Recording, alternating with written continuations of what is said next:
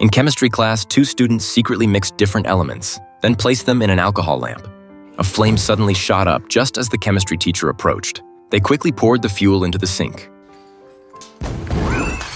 Fortunately, there was no accident. But this also proved their rocket fuel development was successful. They went to a mine for a launch test, but the rocket flew halfway and veered off course, nearly hitting onlookers. Thankfully, the older man didn't scold them. He pointed out the rocket's problem, saying this type of steel couldn't withstand sustained high temperatures. They needed special high-temperature steel, but this steel was expensive. The four of them had no money, so they went to abandoned railroad tracks and began dismantling them piece by piece. Just as they were excited, a train whistle sounded in the distance. Luckily, it was a false alarm. With the money from selling the rails, they bought a high-temperature steel rod with the older man's help. They completed processing the steel. Then they continued their experiments, but each attempt ended in failure. After dismantling more than 10 rails, their friend thought the fuel wasn't pure enough, so they used 100% pure alcohol to upgrade their new booster fuel. When the four happily arrived at the mine to launch, the place was crowded with spectators. Jack's brother had invited people to watch them fail. Jack lit the fuse under pressure. The rocket soared into the sky.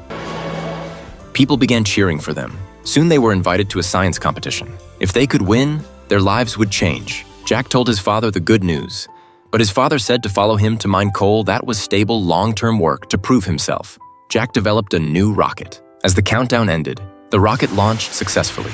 Everyone was stunned. Their story made the newspaper. But before they could celebrate, they were locked up by police because a forest fire broke out that day, in the direction where their rocket had fallen. Fortunately, their parents bailed them out. On the way home, Jack's father scolded him for wasting time. The rocket team disbanded afterward. Afraid launching rockets would cause fires, so they burned their dreams with their own hands. But that night, it poured rain.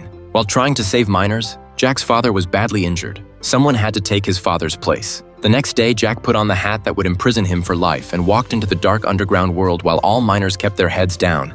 Only Jack looked up at the stars. A month later, friends saw Jack again. He had become a qualified miner. Before they could talk much, Jack hurried back to the underground mine, as if his rocket dreams were completely destroyed. Fortunately, his father's health improved, successfully returning to work. Back home, his mother told Jack that his teacher had fallen ill. Jack rushed to his teacher's home, intending to comfort him. But surprisingly, the teacher was optimistic about his illness. The teacher encouraged Jack to hold on to his dreams. If his research could win awards, he could leave town for good and do something more meaningful.